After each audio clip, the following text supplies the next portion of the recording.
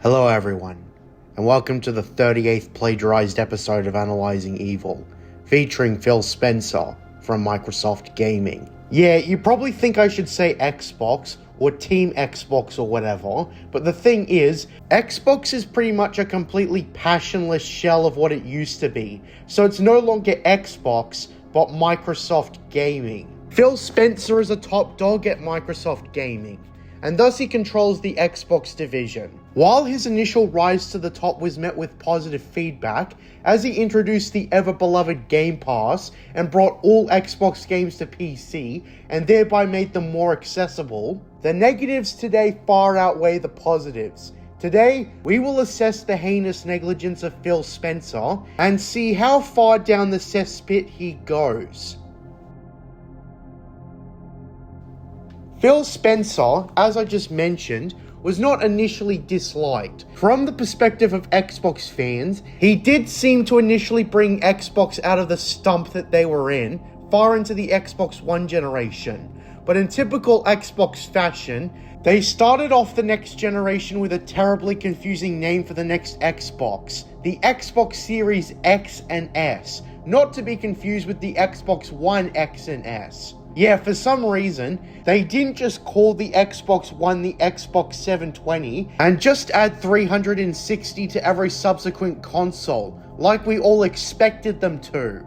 Anyways, with Phil Spencer in charge, he was responsible for overseeing all of the game studios under Microsoft. However, his strategy has been very short-sighted. He managed to convince his bosses to give him tens of billions of dollars to acquire game studios, the first of which being Bethesda, which was met with initial excitement, because that potentially meant Obsidian making another Fallout game with them and Bethesda now brothers in arms. Except, oh, how naive.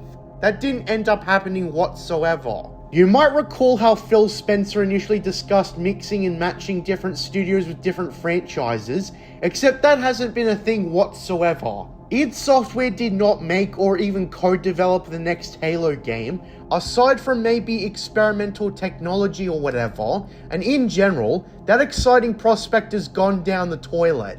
It's been years since the Bethesda acquisition, and we haven't gotten any highly impressive new games. Now, I should also mention Activision Blizzard, which was acquired for 10 times the amount of Bethesda. Again, initial excitement, especially since the acquired company was not at a good place at the time. There was hope that Phil Spencer would be an adequate and far more humane boss than Bobby Kotick. You might have gathered at this point that the acquisitions themselves seem to have been the most defining aspect of modern day Xbox, and not actually any of the games made themselves. The idea that different studios could work on different franchises pretty much died off, and Phil Spencer has arguably not been a way better boss than Bobby Kotick. And that's because of all the layoffs. Yeah, Xbox, despite having the resources to sustain itself, even with stock going down, decided to do what all companies do, take a shortcut and trim some of the workload that at this point they merely see as body fat, and that'll solve the problem. Yeah, and they also picked the worst targets for shutdown. Tango Gameworks, a Japanese studio that released the critically acclaimed Hi-Fi Rush, was shut down, and it was done out of nothing more than saving money, although obviously it was a short-term solution, and highly idiotic. Phil Spencer himself talked about wanting more of a presence in the Japanese gaming market, and appealing to Japanese gamers. Then he eventually shuts down Microsoft's one entrance into that market. On top of that, Tango Gameworks managed to be one of the most competent studios to Microsoft in terms of game quality. But I'm imagining since most people played Hi-Fi Rush through Game Pass, it didn't make an actual direct profit. So out the window the studio goes. Now there have been even more layoffs and studio shutdowns since then, both at the time and as recently as July of 2025. Phil Spencer is responsible for making countless people jobless. And this is a result of negligence. Now, Game Pass may be incredibly consumer friendly, but there's an issue with it. It's not resulting in better games or an increase in revenue. Microsoft has dedicated a lot of resources into Game Pass, and it's safe to say that subscription numbers are at their peak. and they're not getting a whole lot more. As such, most of the money they make these days are from Game Pass. There's other issues too, like putting games on both PC and PlayStation, which I am not opposed to, but in regards to Xbox's long-term success and the lives of their ground-level employees, it's terrible. Simply put, these initially consumer-friendly moves came at a great cost for Phil Spencer, because now hardware sales are down, and there's little reason to buy an Xbox because you can get them on PC or PlayStation 2. Topped with the fact that less people are buying Xboxes, that means less people subscribe to Game Pass unless they do so on PC, and it's clear to see that Microsoft's current strategy is not a good one. Basically, Phil Spencer has turned Xbox into the Disney of gaming. Their approach to just buy everything has not resulted in high quality games, and it's gotten to the point where they've gotten extremely lazy. It seems according to Xbox leadership, they're gonna focus on quote-unquote high-impact titles, meaning that all the risky, original ideas are being shelved in favor of what's safe and established. Even then, there's no guarantee that they're gonna be instant hits. It's been a known fact that Phil Spencer has a very hands-off approach when it comes to games. The idea is to let the studios under Microsoft make whatever they want, but the problem is that without proper supervision, there is no guarantee of successful quality games. There has to be a balancing act of higher-ups giving their input on projects and letting the studios have creative freedom, because studios sometimes can get carried away. Basically, Phil Spencer is an absent parent, and it's another core weakness of him, as he puts next to no supervision on the studios he's meant to be overseeing. The decisions he has made, however, have been downright awful. Case in point, Redfall. Redfall should have been cancelled, but according to information we have on the game's development, Phil Spencer and Xbox leadership forced Arcane to go through with it, even though the studio had minimal experience with the kind of game they were making. So the failure of Redfall is on Phil Spencer.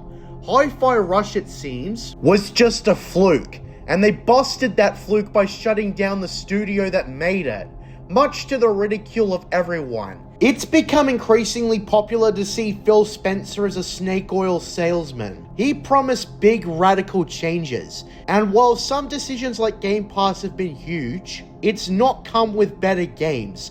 It's basically just done to make the lower quality games seem more valuable. And given the mass shutdowns all across Microsoft, it's obvious that Phil Spencer has not succeeded. To sum up his problems, he promised a lot and not achieved what he set out to do. He shut down studios when things started to get tough, including the studio that delivered Xbox a hit game, and other bad business decisions, like releasing 2 Xbox consoles. The reason having a Series X and an S is a problem is because since every Xbox game has to at least run on the Series S, games have to be downscaled in order to run on it, meaning that all games have to run on weaker hardware to be even allowed on Xbox. Baldur's Gate 3, while not a first-party title, released on Xbox late because of this, and Xbox missed out on day one sales of that game. Every decision Phil Spencer has made has at the very least come at a great cost,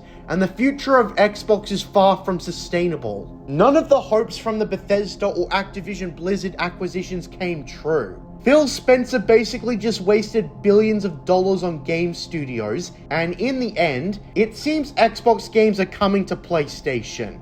And while this is consumer friendly, it's a sign that Xbox has gotten itself into a position where they can no longer sustain themselves with something like exclusivity.